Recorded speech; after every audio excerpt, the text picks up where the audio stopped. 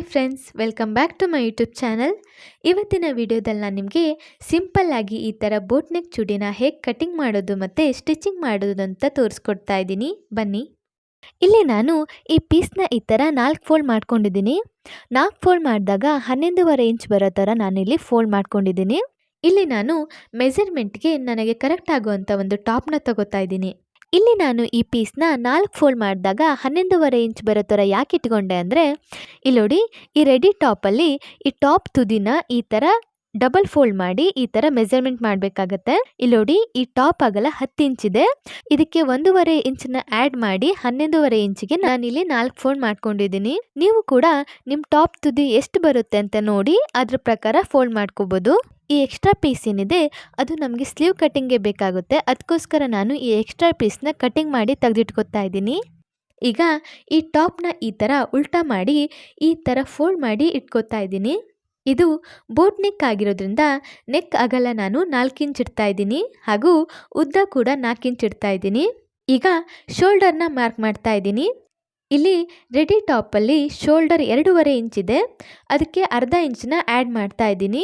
ಅರ್ಧ ಇಂಚ್ ಸ್ಟಿಚಿಂಗ್ಗೆ ಹೋಗುತ್ತೆ. ಅದಕ್ಕೋಸ್ಕರ ಇಲ್ಲಿ ನಾನು 3 ಇಂಚಿಗೆ ಮಾರ್ಕ್ ಮಾಡ್ಕೋತಾ ಇದ್ದೀನಿ. ಈಗ ಬಗಲು 6 ಇಂಚ್ ಇದೆ. ಇಲ್ಲಿ ನಾನು 6 ಇಂಚ್ಗೆ ಮಾರ್ಕ್ ಮಾಡ್ಕೋತಾ ಇದ್ದೀನಿ. ಅಗಲ ಇಲ್ಲಿ ಫುಲ್ ಇಡ್ತಾ ಇದ್ದೀನಿ. ಈಗ ಈ 2 ಮಾರ್ಕ್ನ ಈ ಥರ ಸೇರಿಸ್ತಾ ಇದ್ದೀನಿ. ಇಲ್ಲಿ 1.5 ಇಂಚಿಗೆ ಮಾರ್ಕ್ ಮಾಡಿ ಈ ಥರ ಶೇಪ್ ಹಾಕ್ತಾ ಇದ್ದೀನಿ. ಇಲ್ಲಿ ಉದ್ದ 10.5 ಇಂಚಿಗೆ, 14 ಇಂಚಿಗೆ ಮತ್ತು 19 ಇಂಚಿಗೆ ಮಾರ್ಕ್ ಮಾಡ್ಕೋತಾ ಇದ್ದೀನಿ. ಈ 3 ಮೆಜರ್ಮೆಂಟ್ ಎಲ್ಲರಿಗೂ ಸೇಮ್ ಇರುತ್ತೆ. ಈಗ ಈ ರೆಡಿ ಟಾಪ್ ಮೇಲೂ ಕೂಡ ನಾನು 10.5 ಇಂಚಿಗೆ, 14 ಇಂಚಿಗೆ ಮತ್ತು 19 ಇಂಚಿಗೆ ಮಾರ್ಕ್ ಮಾಡ್ಕೋತಾ ಇದ್ದೀನಿ. ಇಲ್ಲಿ ನೋಡಿ, ಈ 10.5 ಇಂಚ್ ಏನಿದೆ ಅದು ಎದೆ ಸುತ್ತಳತೆ ಆಗಿರುತ್ತೆ. ಸೊ ಈಗ ನಾನು ರೆಡಿ ಟಾಪ್ನ ಎದೆ ಸುತ್ತಳತೆ ಎಷ್ಟಿದೆ ಅಂತ ನೋಡ್ಕೋತಾ ಇದ್ದೀನಿ. ಈಗ ಎದೆ ಸುತ್ತಳತೆ 11 ಇಂಚಿದೆ. ಸೊ ಇಲ್ಲಿ ನಾನು 11 ಇಂಚಿಗೆ ಮಾರ್ಕ್ ಮಾಡ್ಕೋತಾ ಇದ್ದೀನಿ. ಇಲ್ಲಿ ನಾನು ಎಕ್ಸ್ಟ್ರಾ ಸ್ಟಿಚಿಂಗಿಂದು ಕೂಡ ಸೇರಿಸಿ ನಾನು ಮಾರ್ಕ್ ಮಾಡ್ಕೋತಾ ಇದ್ದೀನಿ. ಈಗ ನಾನು ಇಲ್ಲಿ 14 ಇಂಚಿಗೆ ಮಾರ್ಕ್ ಮಾಡ್ಕೊಂಡಿದ್ದೆ ಅಲ್ಲ, ಅಲ್ಲಿಂದ ಸೊಂಟದ ಸುತ್ತಳತೆನ ನೋಡ್ಕೋತಾ ಇದ್ದೀನಿ. ಈಗ ಸೊಂಟದ ಸುತ್ತಳತೆ 10.5 ಇಂಚಿದೆ. ಸೊ ನಾನಿಲ್ಲಿ 10.5 ಇಂಚಿಗೆ ಮಾರ್ಕ್ ಮಾಡ್ಕೋತಾ ಇದ್ದೀನಿ. ಇಲ್ಲಿ 19 ಇಂಚಿಗೆ ಏನು ಮಾರ್ಕ್ ಮಾಡ್ಕೊಂಡಿದ್ದೆ ಅದು ಸೈಡ್ ಕಟ್ ಆಗಿರುತ್ತೆ. ಸೊ ಇಲ್ಲಿ ಸೈಡ್ ಕಟ್ ಬರೋಲ್ಲಿ 10.5 ಇಂಚ್ ಇದೆ. ಅದಕ್ಕೆ ನಾನು 1 ಇಂಚನ್ನ ಆ್ಯಡ್ ಮಾಡಿ 11.5 ಇಂಚಿಗೆ ಮಾರ್ಕ್ ಮಾಡ್ಕೋತಾ ಇದ್ದೀನಿ. ಈಗ ಈ 3 ಮಾರ್ಕ್ನ ಈ ಥರ ಸೇರಿಸ್ತಾ ಇದ್ದೀನಿ.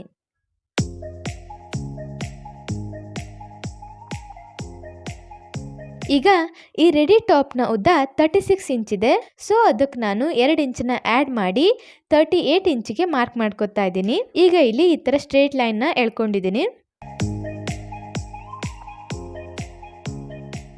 ಇಲ್ಲಿ ನೋಡಿ, ಈಗ ಈ 2 ಮಾರ್ಕ್ನ ಈ ಥರ ಸ್ಟ್ರೇಟ್ ಆಗಿ ನಾನು ಜಾಯಿಂಟ್ ಮಾಡ್ತಾ ಇದ್ದೀನಿ.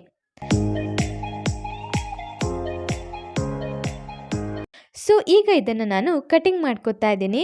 ಇಲ್ಲಿ ನಾನು ನೆಕ್ನ ಕಟಿಂಗ್ ಮಾಡ್ಕೋತಾ ಇಲ್ಲ, ಯಾಕಂದರೆ ಫ್ರಂಟ್ ನೆಕ್ಗೆ ನಾನು ಕ್ಯಾನ್ವಸ್ನ ಕೊಡ್ತಾ ಇದ್ದೀನಿ, ಹಾಗೆ ಬ್ಯಾಕ್ ನೆಕ್ಗೆ ನಾನು ಲೈನಿಂಗ್ ಮೇಲೆ ಕಟಿಂಗ್ ಮಾಡ್ಕೋತೀನಿ. ಅದಕ್ಕೋಸ್ಕರ ಇಲ್ಲಿ ನಾನು ನೆಕ್ ಕಟಿಂಗ್ ಮಾಡ್ಕೋತಾ ಇಲ್ಲ. ಈಗ ಕಟಿಂಗ್ ಮಾಡಿ ಆಗಿದೆ. ಈಗ ನಾನು ಈ ಲೈನಿಂಗ್ ಪೀಸ್ನ ಈ ಥರ 4 ಫೋಲ್ಡ್ ಮಾಡಿ ಈ ಕಟಿಂಗ್ ಮಾಡ್ಕೊಂಡಿರೋ ಪೀಸ್ನ ಈ ಲೈನಿಂಗ್ ಪೀಸ್ ಮೇಲೆ ಇಟ್ಟು ಈ ಥರ ಕಟಿಂಗ್ ಮಾಡ್ಕೋತಾ ಇದ್ದೀನಿ.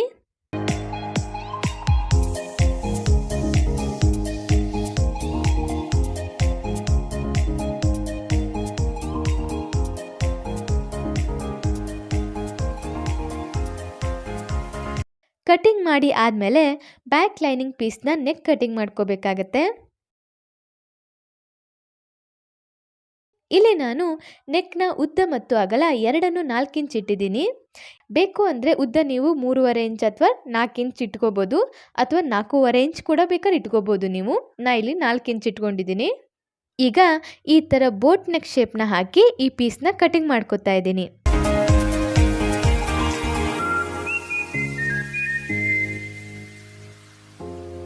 ಸೊ ಈಗ ಬ್ಯಾಕ್ ನೆಕ್ ಕಟಿಂಗ್ ಆಗಿದೆ. ಈಗ ಫ್ರಂಟ್ ನೆಕ್ಗೆ ನಾನು ಕ್ಯಾನ್ವಸ್ ಕಟಿಂಗ್ ಮಾಡ್ಕೋತೀನಿ. ಸೊ ಕ್ಯಾನ್ವಸ್ನ ಈ ಥರ 2 ಫೋಲ್ಡ್ ಮಾಡಿ ಅಗಲ ಮತ್ತು ಉದ್ದ ಎರಡನ್ನು ನಾನು 4 ಇಂಚ್ ಇಡ್ತಾ ಇದ್ದೀನಿ. ಈಗ ಈ ಥರ ಬೋಟ್ ನೆಕ್ ಶೇಪ್ನ ಹಾಕೋತಾ ಇದ್ದೀನಿ. ಇಲ್ಲಿ ನೋಡಿ, ಈ ಥರ ಬೋಟ್ ನೆಕ್ ಶೇಪ್ ಹಾಕಾದ್ಮೇಲೆ 1 ಇಂಚ್ ಬಿಟ್ಟು ಮತ್ತೆ ಈ ಥರ ಬೋಟ್ ನೆಕ್ ಶೇಪ್ನ ಹಾಕೋತಾ ಇದ್ದೀನಿ.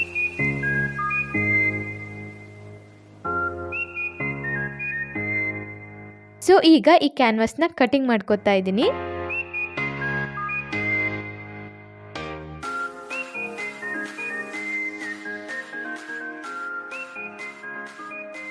ಸೊ ಇಲ್ಲಿ ನೋಡಿ ಪರ್ಫೆಕ್ಟ್ ಆಗಿ ಬೋಟ್ ನೆಕ್ ಶೇಪ್ ಬಂದಿದೆ. ಈಗ ನಾನು ಸ್ಲೀವ್ ಕಟಿಂಗ್ ಮಾಡ್ಕೊತಾ ಇದ್ದೀನಿ. ನಾನಿಲ್ಲಿ ಶಾರ್ಟ್ ಸ್ಲೀವ್ ಮಾಡ್ತಾ ಇರೋದ್ರಿಂದ ಸಣ್ಣ ಪೀಸ್ನ ತಗೊಂಡಿದ್ದೀನಿ. ಈಗ ಈ ಪೀಸ್ನ ನಾನು ಈ ಥರ 4 ಫೋಲ್ಡ್ ಮಾಡ್ಕೊಂಡಿದ್ದೀನಿ. ಈಗ ಇಲ್ಲಿ ಫೋಲ್ಡ್ ಸೈಡಿಂದ ಅಗಲ 10 ಇಂಚ್ ಇಡ್ತಾ ಇದ್ದೀನಿ. ಹಾಗೆ ಉದ್ದ 3 ಇಂಚ್ಗೆ ಮಾರ್ಕ್ ಮಾಡ್ಕೊತಾ ಇದ್ದೀನಿ. ಇದು ಶಾರ್ಟ್ ಸ್ಲೀವ್ ಆಗಿರೋದ್ರಿಂದ ನಾನು 3 ಇಂಚ್ ಇಟ್ಟಿದ್ದೀನಿ. ನೀವು ಬೇಕಾದರೆ ಜಾಸ್ತಿ ಕೂಡ ಇಟ್ಕೋಬೋದು. ಈಗ ಇಲ್ಲಿ 1.5 ಇಂಚ್ಗೆ ಮಾರ್ಕ್ ಮಾಡ್ಕೊತಾ ಇದ್ದೀನಿ. ಈಗ ಈ 2 ಮಾರ್ಕ್ನ ಈ ಥರ ಸೇರಿಸ್ತಾ ಇದ್ದೀನಿ. ಕ್ಲಿಯರ್ ಆಗಿ ಕಾಣಿಸ್ತಾ ಇಲ್ಲ ಅಂತ ಹೇಳಿ ನಾನಿಲ್ಲಿ ಎಕ್ಸ್ಟ್ರಾ ಮಾರ್ಕ್ನ ಮಾಡಿ ತೋರಿಸ್ತಾ ಇದ್ದೀನಿ. ಈಗ ನಾವು ಸ್ಲೀವ್ನ ಕಟ್ಟಿಂಗ್ ಮಾಡ್ಕೊಳ್ಳೋಣ ಬನ್ನಿ.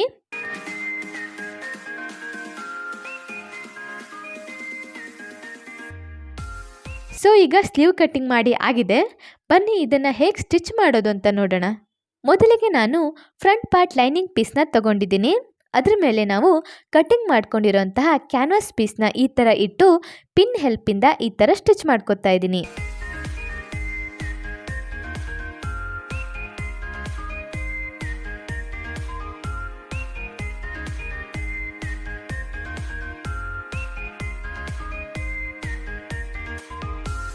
ನೋಡಿ ಈ ಥರ ಸ್ಟಿಚ್ ಮಾಡ್ಕೋಬೇಕಾಗತ್ತೆ. ಸೊ ಸ್ಟಿಚ್ ಮಾಡಿ ಆದಮೇಲೆ ಈ ಪೀಸ್ನ ಈ ಥರ ಸೀದಾ ಇಟ್ಟು ಅದ್ರ ಮೇಲೆ ಈ ಲೈನಿಂಗ್ ಪೀಸ್ನ ಈ ಥರ ಇಟ್ಟು ಇದನ್ನು ನಾನು ಪಿನ್ ಹೆಲ್ಪಿಂದ ಈ ಥರ ಸ್ಟಿಚ್ ಮಾಡ್ಕೊತಾ ಇದ್ದೀನಿ.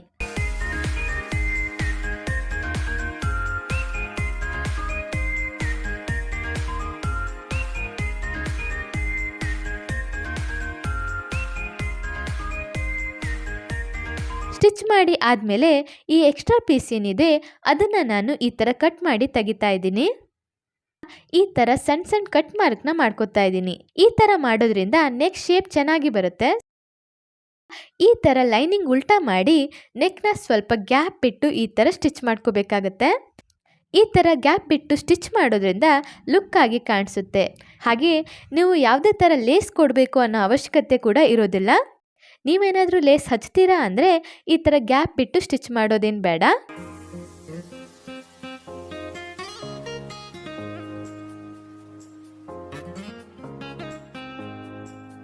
ಇಲ್ಲಿ ನೋಡ್ಬೋದು ನೀವು ಪರ್ಫೆಕ್ಟ್ ಬೋಟ್ ನೆಕ್ ಶೇಪ್ ಬಂದಿದೆ.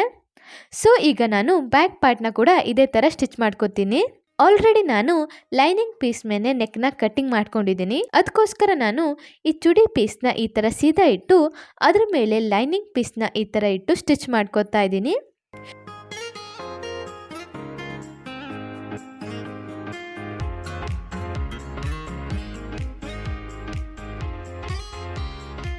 ಸ್ಟಿಚ್ ಮಾಡಿ ಆದಮೇಲೆ ಈ ಎಕ್ಸ್ಟ್ರಾ ಪೀಸ್ನ ಕಟ್ ಮಾಡಿ ತೆಗಿತಾ ಇದ್ದೀನಿ.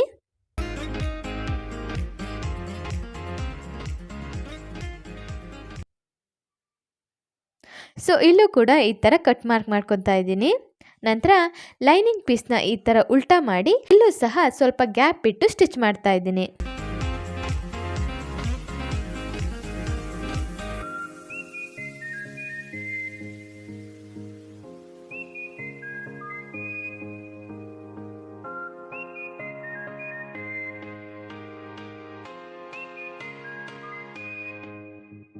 ಇಲ್ಲಿ ನೋಡಿ ಈಗ ಬ್ಯಾಕ್ ಸೈಡ್ ನೆಕ್ ಕೂಡ ಸ್ಟಿಚ್ ಮಾಡಿ ಆಗಿದೆ. ಈಗ ನಾವು ಶೋಲ್ಡರ್ನ ಸ್ಟಿಚ್ ಮಾಡ್ಕೋಬೇಕಾಗತ್ತೆ. ಅದಕ್ಕೆ ನಾವು ಮೊದಲಿಗೆ ಈ 2 ಲೈನಿಂಗ್ ಪೀಸ್ ಮೇಲೆ ಬರೋ ಥರ ಇಟ್ಟು ಈ ಶೋಲ್ಡರ್ನ ಈ ಥರ ಸ್ಟಿಚ್ ಮಾಡ್ಕೋಬೇಕಾಗತ್ತೆ.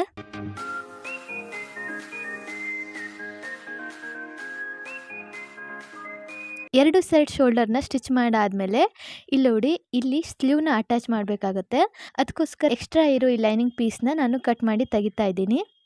ಹಾಗೆ ನಾನು ಸ್ಲೀವ್ನ ಕೂಡ ಅಟ್ಯಾಚ್ ಮಾಡ್ಕೊಂಡಿದ್ದೀನಿ. ಸ್ಲೀವ್ ಅಟ್ಯಾಚ್ ಮಾಡಿದ ವಿಡಿಯೋ ಸ್ಕಿಪ್ ಆಗಿಬಿಟ್ಟಿದೆ. ನಿಮಗೇನಾದರೂ ಸ್ಲೀವ್ ಅಟ್ಯಾಚ್ ಮಾಡೋ ವಿಡಿಯೋನು ಬೇಕು ಅಂದರೆ ನಾನು ಎಕ್ಸ್ಟ್ರಾ ವಿಡಿಯೋ ಮಾಡಿ ಹಾಕ್ತೀನಿ. ಈಗ ನಾನು ಸ್ಲೀವಿಂದ ಈ ಸೈಡ್ ಕಟ್ ತನ ಈ ಥರ ಫಿಟ್ಟಿಂಗ್ ಮಾಡ್ಕೊತಾ ಇದ್ದೀನಿ.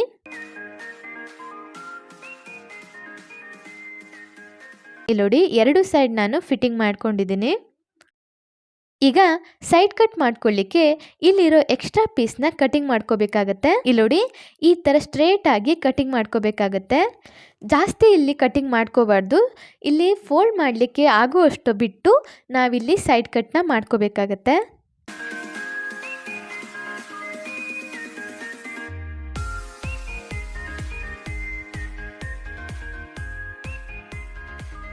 ಈಗ ನಾನು ಸೈಡ್ ಕಟ್ನ ಈಸಿಯಾಗಿ ಹೇಗೆ ಸ್ಟಿಚ್ ಮಾಡೋದು ಅಂತ ತೋರಿಸ್ಕೊಡ್ತಾ ಇದ್ದೀನಿ. ಮೊದಲಿಗೆ ನಾವು ಟಾಪ್ನ ಒಂದು ಪಾರ್ಟ್ನ ತಗೊಂಡು ಈ ಥರ ಇಲ್ಲಿ ಫೋಲ್ಡ್ ಮಾಡಿ ಒಂದು ಪಿನ್ನ ಹಾಕೋಬೇಕಾಗತ್ತೆ. ಈಗ ಇಲ್ಲಿ ಫೋಲ್ಡ್ ಮಾಡಿ ಈ ಥರ ಸ್ಟಿಚ್ ಮಾಡ್ಕೊತಾ ಬರಬೇಕಾಗತ್ತೆ.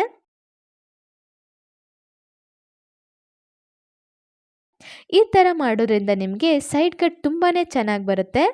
ಇಲ್ಲ ನಿಮಗೆ ಸೈಡ್ ಕಟ್ ಮಾಡಲಿಕ್ಕೆ ಬರೋದಿಲ್ಲ ಅಂದರೆ ನಾ ಇಲ್ಲಿ ಮಾಡಿದ್ದೆ ಅಲ್ವಾ, ಆ ಥರನೇ ಸೈಡ್ ಫುಲ್ ಈ ಥರ ಪಿನ್ ಹಾಕ್ಕೊಂಡು ನೀವು ನಂತರ ಸ್ಟಿಚ್ ಮಾಡ್ಬೋದು. ಇಲ್ಲಿ ನೋಡಿ ಈ ಥರ ಫೋಲ್ಡ್ ಮಾಡಿ ಸ್ಟ್ರೇಟಾಗಿ ಸ್ಟಿಚ್ ಮಾಡ್ಕೋತಾ ಹೋಗಬೇಕಾಗತ್ತೆ. ಇಲ್ಲಿ ಸೈಡ್ ಕಟ್ ಇದೆ ಅಲ್ವಾ, ಇಲ್ಲಿ ನಾವು ಈ ಸೈಡನ್ನು ಫೋಲ್ಡ್ ಮಾಡಿ ನಂತರ ಇಲ್ಲಿ ಸ್ಟ್ರೇಟಾಗಿ ಬಂದು ನಂತರ ಈ ಥರ ಕೆಳಗೆ ಸ್ಟಿಚ್ ಮಾಡ್ಕೋತಾ ಬರಬೇಕಾಗತ್ತೆ. ಅದು ಸ್ಟ್ರೇಟಾಗಿ ಸ್ಟಿಚ್ ಮಾಡಬೇಕಾಗತ್ತೆ.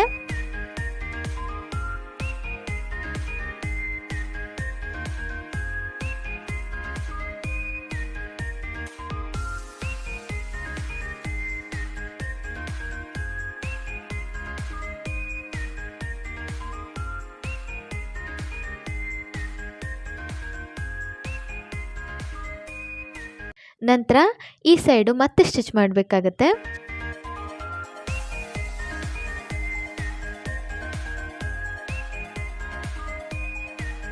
ಇಲ್ಲಿ ನಾವು ವಿ ಶೇಪಲ್ಲಿ ಸ್ಟಿಚ್ ಮಾಡ್ಕೊಬರ್ಬೇಕಾಗತ್ತೆ. ಇಲ್ಲಿ ಕಟ್ಟಿದೆ ಅಲ್ವಾ, ಅಲ್ಲಿ ವಿ ಶೇಪಲ್ಲಿ ನಾವು ಸ್ಟಿಚ್ ಮಾಡ್ಕೊಬರ್ಬೇಕಾಗತ್ತೆ. First one straight, second one V ಶೇಪಲ್ಲಿ.